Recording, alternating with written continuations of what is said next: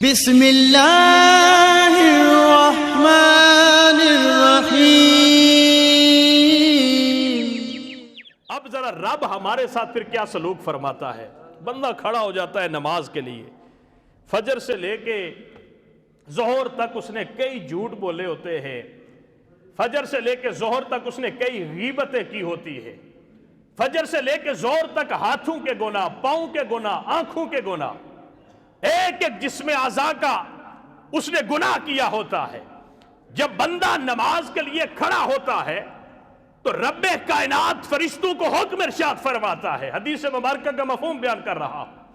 رب کائنات فرشتوں کو حکم ارشاد فرماتا ہے کہ فرشتوں یہ میرے گھر کے اندر آیا، جوتے اتار کے داخل ہوا، پورے کے پورے میرے گھر کے آداب کو ملحوظ رکھ کے میرے گھر کے اندر ادائیگی نماز کے لیے آیا ہے۔ اب میری غیرت گوارا نہیں کر رہی کہ یہ میرے سامنے کھڑا ہو اور اس کے گناہ اس کے کندھوں کے اوپر گٹھڑی کی شکل میں پڑے ہو۔ فرشتے ہو، یہ گناہ کی گٹھڑی اٹھا کے ذرا سائٹ پہ رکھو، اس لیے کہ میری بارگاہ کے اندر کھڑا ہو گیا ہے۔ آج کل یہ جو آٹا ہر محلے میں ٹرک لگا کے یہ جو ہماری حکومت بیچ رہی ہے وہ لے ہم سے ہی رہی ہے، لیکن ایک طریقہ ہوتا ہے نا مطمئن کرنے کا۔ آپ کے گھر ایک بندہ آئے، آپ اسے جانتے بھی نہیں، اس نے 2 آٹے کے توڑے کسی ٹرک سے لے کے بیچارہ وہ آیا ہے، آپ کے گھر میں آتا ہے، آپ کو کہتا ہے یار مجھے پانی پلا دیں۔ یقین جانے آپ اسے کہیں گے کہ بھائی میں آپ کو پانی تو پلاتا ہوں، لیکن پہلے یہ جو آپ نے کندھے کے اوپر بوجھ رکھا ہے نا یہ ہٹا کے ادھر نیچے رکھ دیں، ادھر بیٹھے میں آپ کو پانی پلاتا ہوں۔ آپ کے گھر کے اندر اگر مہمان آئے اور اس مہمان کے کندھے کے اوپر اگر کوئی بوجھ ہو تو آپ اپنے مہمان کو سب سے پہلے یہ کہتے ہیں کہ اپنے کندھے کا بوجھ اتار کے ایک طرف رکھ، پھر میں تجھے بٹھاتا ہوں۔ اس لیے کہ یہ آداب میزبانی کے خلاف ہے کہ آپ کے گھر مہمان آیا ہو، وہ آپ کے گھر میں کھڑا ہو، آپ سے ملاقات کر رہا ہو، اس نے کوئی اپنے کندھے پہ بوجھ اٹھایا ہو اور پھر آپ اس کے ساتھ گفتگو شروع کر دیں، یہ تو ہم اور آپ بھی برداشت نہیں کرتے۔ رب کائنات کی غیرت کیسے گوارا کر سکتی؟ رب فرشتوں سے فرماتا ہے فرشتوں اب آ گیا ہے میرے گھر میں، اب اس کے کندھوں کے اوپر جو بوجھ ہے، دائیں کندھے پہ نیکیوں لکھنے والا فرشتہ، بائیں کندھے پہ برائیاں لکھنے والا فرشتہ، یہ گناہ لے کے آ گیا ہے۔ اب فرشتوں اس طرح کرو کہ یہ میری بارگاہ میں کھڑا ہو گیا، میرے سامنے کھڑا ہو گیا ہے، اس کے یہ گناہ اٹھا کے ادھر سائیڈ پہ رکھ دو۔ نماز جمعہ پڑھنے لگا ہے، میری بارگاہ کے خلاف ہے، یہ میری شان کے خلاف ہے کہ بندہ نماز بھی پڑھ رہا ہو، میرے سامنے کھڑا بھی ہو، ثنا بھی پڑھ رہا ہو، فاتحہ بھی پڑھ رہا ہو، میری تسبیح بھی بیان کر رہا ہو، میری تکبیر بھی بیان کر رہا ہو، اور اس کے گناہ اس کے کندھوں کے اوپر پڑے رہے، یہ میری شان رحمانیت کے خلاف ہے۔ فرشتوں اٹھاؤ اور سائیڈ پہ رکھ دو۔ اب بندے کے گناہ اٹھاتے فرشتے اور سائیڈ پہ رکھ دیتے، یار تو نماز پڑھنے کے اندر لگ گیا۔ بندہ نماز پڑھتا رہتا ہے، نماز پڑھ کے جب بندہ جانے لگتا ہے تو فرشتے عرض کرتے ہیں مالک کے کائنات اب کیا کریں؟ وہ جو گٹھڑی اتار کے رکھی تھی سائیڈ پہ دوبارہ اس کے کندھوں پہ رکھ دیں یا کیا کریں؟ رب فرماتا ہے یار جب اتار دیا تو دوبارہ کیا رکھنی، رہنے دو، میں نے گناہ معاف فرما دیا۔ جو حدیث مبارکہ میں بیان کر رہا تھا کہ اللہ کے نبی نے فرمایا جو 5 مرتبہ غسل کرے اس کے جسم پہ میل کچیل باقی نہیں رہ سکتی۔ میرے بھائی جو بندہ دن میں 5 مرتبہ اللہ کی نماز پڑھتا ہے، رب اس نماز کی برکت کی وجہ سے بندے کے سارے گناہ معاف فرما دیتا ہے۔ فجر کے زور کے وقت گٹھڑی رکھ کے چلا گیا، پھر جھوٹ بھراٹ، بے ایمانی، بددیانتی، خیانت، حرام کاری، حرام خوری شروع کر دیتا ہے، لیکن پھر بندہ ہے، عصر کے وقت پھر آگے کھڑا ہو جاتا ہے۔ رب فرماتا ہے فرشتوں پھر کچھ لے کے آ گیا گٹھڑی، یہ اتارو اور اتار کے پھر سائیڈ پہ رکھو۔ فرشتے پھر رکھتے، مالک جانے لگا ہے کیا کرے؟ کہا جب رکھ دیا تو سائیڈ پہ رہنے دو، پھر معاف کر دو۔ اب یہ بندے کا اور اللہ کا اس نماز کی وجہ سے ایک تعلق چل رہا ہے، ایک نظام چل رہا ہے۔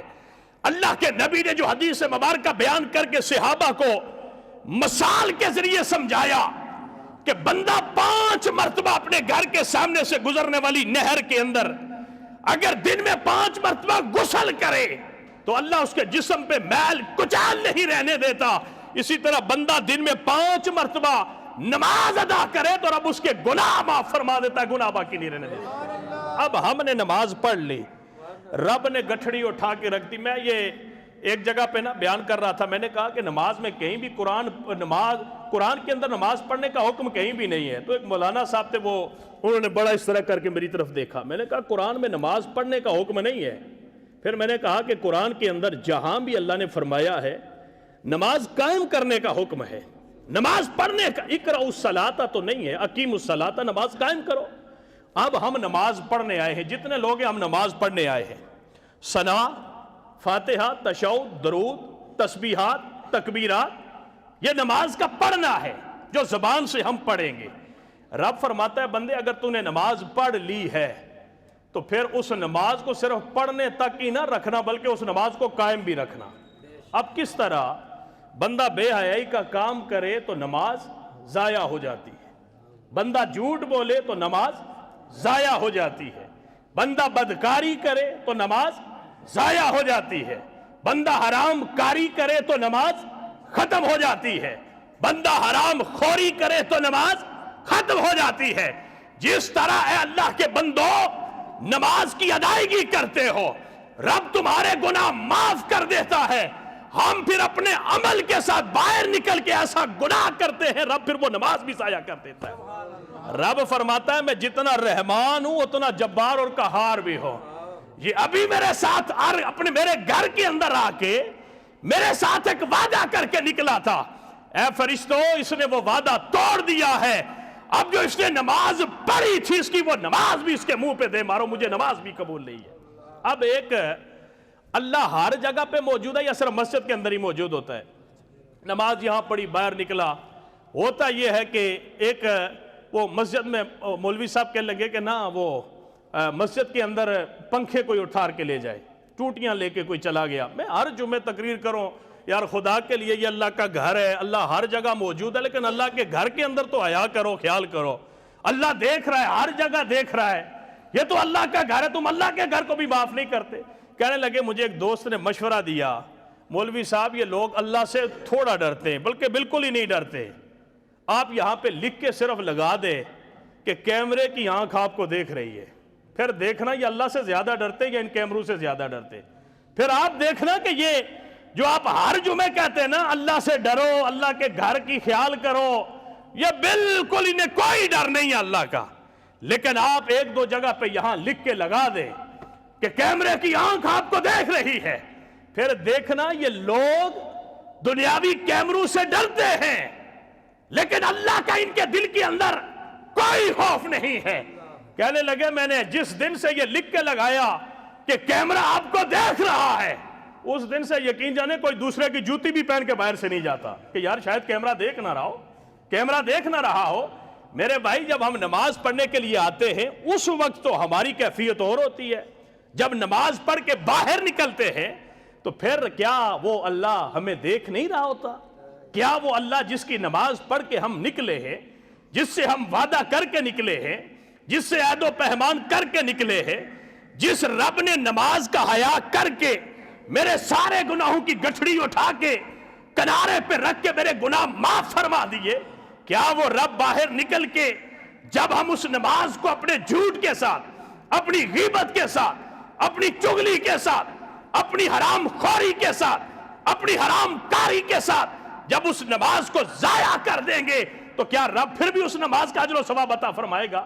رب اس نماز کا اجر و ثواب ادا کرنا تو دور کی بات ہے، یہ ہم رب کی غیرت کو للکار رہے ہوتے ہیں، یہ ہم رب کی اس جو اللہ نے ہمیں عزت عطا فرمائی ہے ہم اس عزت کو تار تار کر رہے ہوتے ہیں۔ اس لیے میرے بھائی، میرے دوست، معراج شریف کے مہینے کے اندر رب کائنات نے اپنے محبوب کو نمازوں کا تحفہ عطا فرمایا۔ نماز پڑھنے سے انسان کی دنیا بھی سنورتی ہے اور انسان کی آخرت بھی سنورتی ہے، اس لیے کوشش کرے کہ نماز، اور وہ بھی مسجد کے اندر۔ یہاں پہ نا مولوی صاحب نماز پڑھ کے جب فارغ ہوتے میں دیکھتا ہوں جناب لائنیں لگی ہوتی ہے باہر سے، کچھ کہتے ہیں جی اس مولوی کے پیچھے ہماری نماز نہیں ہوتی، کچھ کہتے ہیں اس مولوی کے پیچھے نماز نہیں ہوتی۔ یار مجھے بتاؤ کون سے مولوی کے پیچھے نماز نہیں ہوتی، میں جا کے اس کے پیچھے پڑھ کے آتا ہوں۔ آپ کو کون سی فکر پڑی ہوئی؟ آپ کو استنجے کا نہیں پتا ہوتا؟ آپ کو پتہ ہی نہیں کہ اسلام کیا چیز ہے. کوئی غلط آپ کو اگر بیان کرتا ہے، اب اس کے کہنے کے اوپر جناب جماعت ہو رہی ہوتے ہے، پھر جناب صاحب بہادر آ کے جناب پیچھے نماز پڑھتے. کیوں جی؟ ان کے پیچھے ہماری نماز نہیں ہوتی. ادھر کسی اور کے پیچھے چلے جاؤ، نماز ہو جاتی ہے، پیچھے آ کے نماز پڑھو. جی کیوں جی؟ ان کے پیچھے نماز. یار خدا کے لیے ان چیزوں کے چکر میں پڑھ کے مولوی تو ایک کے پیچھے دوسرے کے پیچھے نمازیں بھی پڑھتے ہیں، جن کے کہنے کے اوپر آپ نمازیں چھوڑتے ہو. یہ سارے جب رمضان کے مہینے کے اندر ایوان صدر کے اندر بلائے جاتے ہیں، یہ ایک کو آگے کر کے سارے پیچھے دوسروں کے پڑھ رہے ہوتے ہیں. یہ آپ کو انہوں نے اس کام کے اوپر لگایا ہوا ہے. اس لیے کوشش کریں کہ اگر آپ کے محلے کے اندر، آپ کے کسی علاقے کے اندر وہاں پہ اللہ کا گھر ہے تو اس گھروں کو آباد کرو. اللہ آپ کے گھروں کو آباد فرمائے گا. وآخر دعوانا الحمدللہ رب العالمین.